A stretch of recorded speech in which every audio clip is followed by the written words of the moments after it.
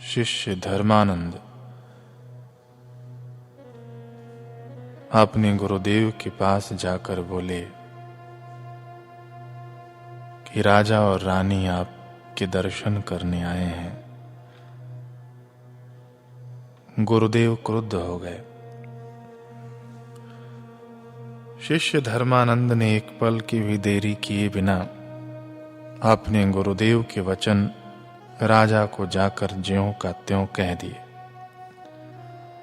राजा पीपा के पांव के नीचे से मानो जमीन खिसक गई। स्वप्न का महल कांच के टुकड़ों में बिखर गया। प्राण खींच लिए जाएं तो तन को जितनी पीड़ा होती है, ऐसी ही पीड़ा आज राजा पीपा को हुई।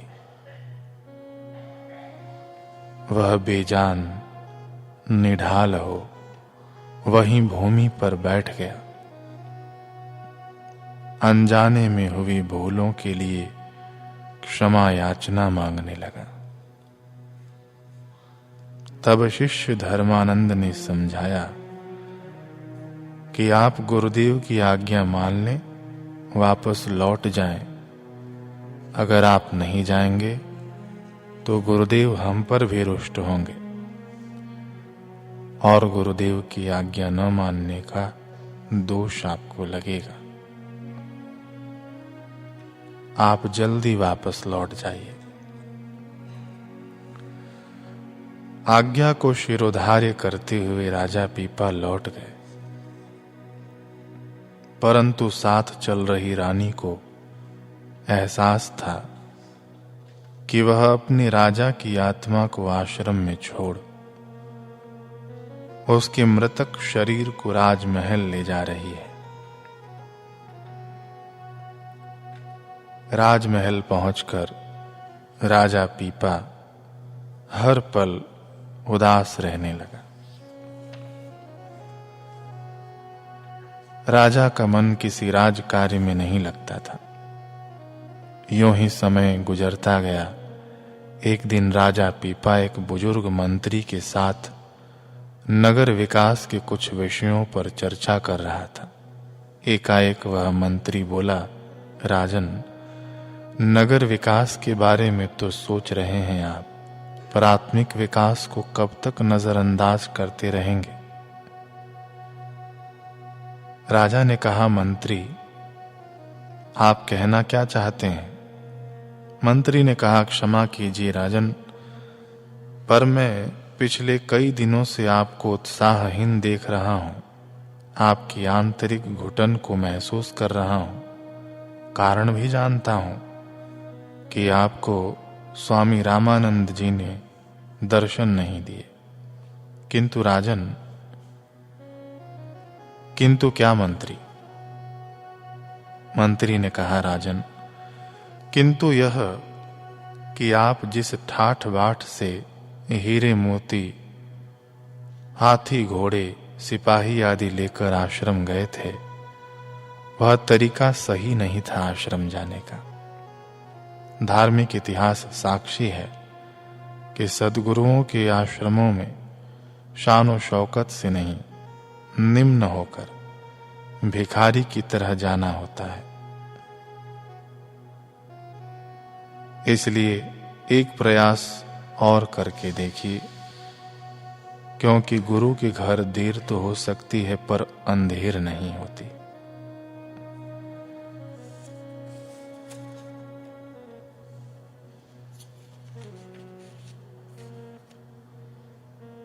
राजा का उत्साह जागृत हुआ। अगले ही दिन राजा रानी पुराने वस्त्रों को पहन, बिना श्रृंगार, बिना हाथी घोड़े, सिपाहियों के पैदल ही चल पड़े। कुछ दिनों के बाद वे दोनों थके हारे आश्रम के द्वार पर पहुंचे। शिष्य धर्मानंद दौड़ते हुए आए और राजा रानी को जल दिया। राजा पीपा ने दोनों हाथों को जोड़ा और भीगे हुए नेत्रों व कांपते हुए होठों से कहा,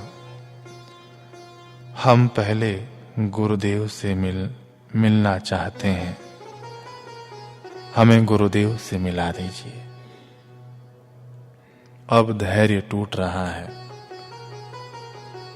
कृपया गुरुदेव से कहिए, राजा रानी नहीं भिखारी आए हैं, उनके दर्शनों के भिखारी, उनके ज्ञान के भिखारी।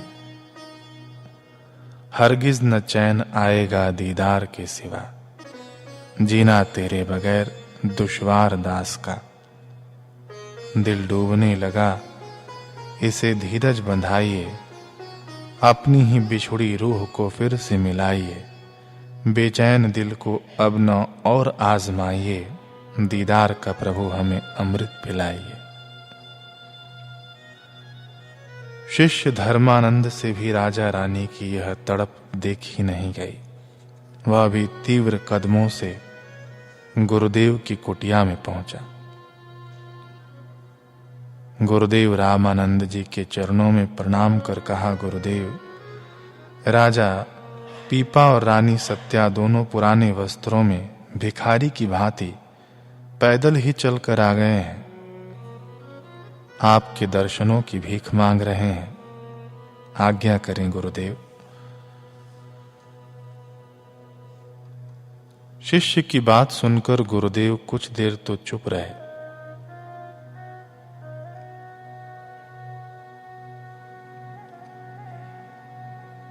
धर्मानंद गुरुदेव की ओर निहार रहे हैं।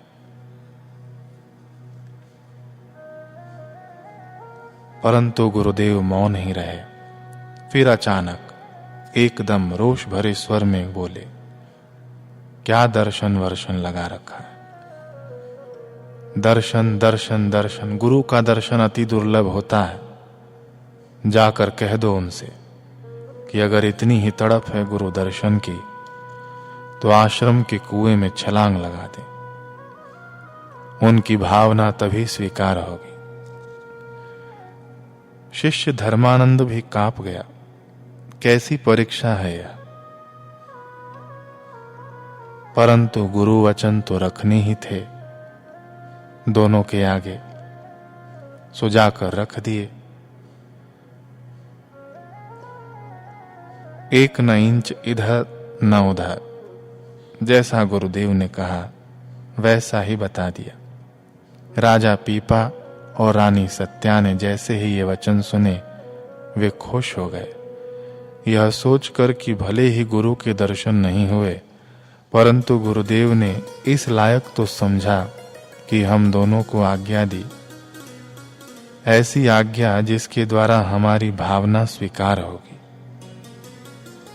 दोनों उठे और तेज कदमों से आश्रम के कुएं की ओर बढ़ गए। उधर गुरुदेव रामानंद जी कुटिया की खिड़की थोड़ी सी खोलकर सब देख रहे थे। जैसे ही दोनों कुएं में छलांग मारने को हुए, गुरुदेव ने एकदम से द्वार खोला और जोर से बोले, रुक जाओ, खबरदार अगर एक भी कदम आगे बढ़ाया। राजा रानी वहीं थम गए। पलट कर देखा तो सामने गुरुदेव खड़े थे। दोनों धीमे धीमे कदमों से हाथ जोड़े, आंखों में अश्रुधारा लिए आगे बढ़े और फिर दंडवत गुरु चरणों में गिर पड़े। गुरुदेव के श्री चरणों में दोनों ने अपने अश्रु बिंदुओं से गुरुदेव के श्री चरणों को मानो पखार दिया। फिर राजा पीपा ने कहा, गुरुदेव, आपके श्री चरणों का जो हमें सानिध्य मिला, यह आपका बहुत बड़ा उपकार है। आपने हमें दर्शन देकर कृतार्थ किया। हम अनंत जन्मों तक आपका यह उपकार नहीं भुला सकते। अगर आप यह कृपा न करते तो मृत्यु के अलावा हमारे पास और कोई मार्ग नहीं था। गुरुदेव, अब एक कृपा और कर दीजिए, हम अकिंचन को दीक्षा प्रदान करें। हमारे अंतर्घट के कपाट को खोल दें, ताकि हम भी भक्ति पथ पर अग्रसर हो सकें। हम अपना तन, मन, धन आपके श्री चरणों में अर्पित करते हैं। रामानंद जी बड़े प्रसन्न हुए और राजा रानी को उन्होंने दीक्षा प्रदान की। जो ब्रह्मंडे सोई पिंडे, जो खोजे सो पावे, पीपा प्रणवय परम ततोते, सतगुरु होए लखावे। समस्त ब्रह्मांड को अपने पिंड के अंदर देखकर राजा भाव विभोर हो गया। गुरुदेव के चरणों में गिरकर बहुत रोया। रामानंद जी ने राजा की पीठ थपथपाते हुए उठने को कहा। राजा नयनों में अश्रु लिए उठा और दोनों हाथ जोड़कर बोला, गुरुदेव, अब मैं बाकी का जीवन आपके आश्रम में ही सेवा, साधना, दर्शन, सत्संग में बिताना चाहता हूँ। मैं वापस राज्य में नहीं लौटना चाहता। कैसी अनोखी होती है ये गुरुदेव के सानिध्य की घड़ियां। ये ब्रह्मवेत्ता ज्ञानी गुरु के शिष्य ही समझ सकते हैं, जान सकते हैं। कितनी मुश्किल घड़ियां होती हैं जब उनके आश्रम से लौटना पड़ता है। मानो हम अपना सच्चा घर छोड़कर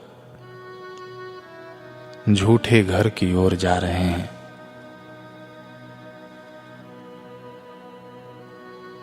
रामानंद जी ने कहा, राजन, मैंने पहले ही कहा था कि यह कठिन मार्ग है। इसमें गुरु आज्ञा के अनुसार ही चलना पड़ता है, मन के अनुसार नहीं। मेरी आज्ञा है कि तुम राज्य पर शासन करो। अपने पुत्र को उत्तम संस्कार देकर राज सिंहासन के योग्य बनाओ। अभी तुम राज्य में जाओ, कार्यभार संभालो। जो तुम्हें दीक्षा में भगवान नाम मिला है उसका जप करो। वहां सत्संग करवाओ।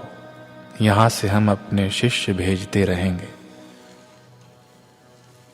गुरु आज्ञा को शिरोधार्य कर राजा रानी नगर की ओर रवाना हो गए।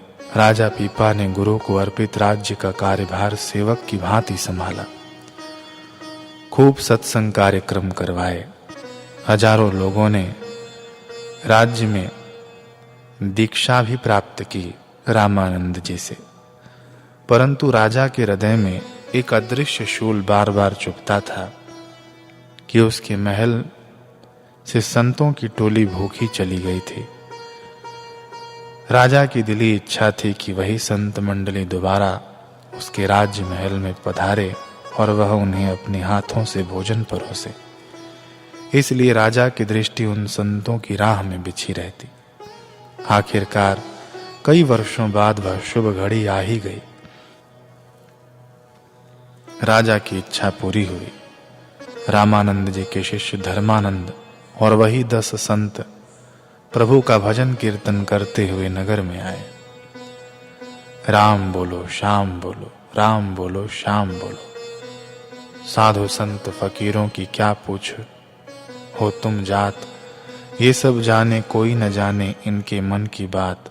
राम बोलो श्याम बोलो, राम बोलो श्याम बोलो। संतों के आगमन की सूचना मिलते ही राजा पीपा, रानी सत्या व राजकुमार महल के मुख्य द्वार पर आए। भाव विभोर हो राजा ने संतों के चरण पखारे, फिर आदर सहित उन्हें भवन में लिवा लाए। धर्म चर्चा के बाद सभी संतों ने भोजन ग्रहण किया। राजा के हृदय को अथाह सुकून प्राप्त हुआ। सभी संतों को वस्त्र आदि दक्षिणा भी राजा पीपा ने भेंट की। सभी ने प्रसन्नता पूर्वक राजा की दक्षिणा स्वीकार की और फिर बनारस आश्रम लौटने के लिए विदा मांगी। तब राजा पीपा ने हाथ जोड़कर नम नेत्रों से पूरी भावना के साथ उन्हें एक संदेशा अपने गुरुदेव तक पहुंचाने का निवेदन किया। राजा पीपा ने कहा कि गुरुदेव को कहना अब पीपा भी आश्रम में रहकर उनके सानिध्य का रसपान करना चाहता है। उसके धैर्य की बांध टूट रही है, इसलिए इस गरीब को भी अब वे अपने आश्रम में स्थान देने की कृपा करें। राजा पीपा के संदेश को हृदय में कैद कर संत विदा हो गए। राजा पीपा की छलछलाती आंखें दूर तक संतों को निहारती रहीं और भरा कंठ गाता रहा, जाओ जाओ ऐ मेरे साधु, रहो गुरु के संग। वर्षों पहले आए थे तुम, शांत रहे हम लोग, अब फिर छोड़ चले हमको, कहो ये कौन है ढंग। जितनी दूर भी जाओगे रहोगे हृदय के ही समीप, ऐसे ही गुरु चरणों में रहो तुम सदा मलंग। जाओ परमेश्वर को भजते, करो भलाई सबकी, सब संसारी उठ पाएंगे पूर्ण नाम के संग। जाओ जाओ ऐ मेरे साधु, रहो गुरु के संग। शिष्य धर्मानंद ने आश्रम पहुंचते ही राजा पीपा का संदेश गुरुदेव रामानंद जी को दिया। रामानंद जी राजा पीपा का संदेशा प्राप्त कर अति प्रसन्न हुए और तुरंत एक सेवक को राजा पीपा के पास भेजा। सेवक शीघ्र अति शीघ्र राजा पीपा के पास पहुंचा और गुरुदेव का संदेश सुनाया कि राजन, जैसे ही आपका पुत्र 18 वर्ष का हो जाए आप उसे राज्य सौंपकर आश्रम में आ सकते हैं। राजा पीपा अति प्रसन्न हुए और पुत्र के 18 वर्ष के होने की प्रतीक्षा करने लगे। बीतते समय के साथ राजा पीपा का बेटा 18 वर्ष का हो गया। बेटे का जन्मदिन राजा रानी ने बड़ी धूमधाम से मनाया। अगले ही दिन राजा पीपा ने सभी मंत्रियों को बुलाया और बेटे का राज तिलक कर उसे सिंहासन सौंप दिया। पुत्र रो पड़ा कि पिताजी, इतने विशाल राज्य को मैं कैसे संभाल पाऊंगा, मुझे तो अभी आपसे बहुत कुछ सीखना है। राजा पीपा ने पुत्र को समझाया कि बेटे, गुरु आज्ञा में ही सबका कल्याण है, तेरा भी, मेरा भी और इस राज्य का भी। आश्रम में गुरुदेव रामानंद जी बाहें फैलाए तैयार खड़े थे अपने भक्त पीपा के लिए। राजा पीपा के पहुंचते ही उन्होंने उसे तुरंत गले से लगा लिया और कहा, भक्त, तुमने हमारी आज्ञा का मान रखकर हमारी प्रसन्नता को प्राप्त किया है। फिर राजा पीपा सेवा से अपना जीवन धन्य करते गए। घर घर सत्य की अलख जगाई। दूसरी ओर उनके पुत्र ने भी राज्यभार सही ढंग से संभाला। राजा पीपा की ऐसी गुरु भक्ति और त्याग से प्रेरित हो उनकी वाणी को गुरु साहिबानों द्वारा श्री गुरु ग्रंथ साहिब में दर्ज किया गया। आज भी उनकी वाणी श्री गुरु ग्रंथ साहिब में हम पढ़ सकते हैं। अगर राजा पीपा गुरु ज्ञान पाने के लिए अपने अहम को न गलाते, गुरु परीक्षा में खरे न उतरते, पुत्र के अश्रुओं में गुरु आज्ञा को बहा देते, तो आज सैकड़ों वर्ष बीत जाने के बाद भी उनको गुरु भक्त के रूप में याद न किया जा रहा होता।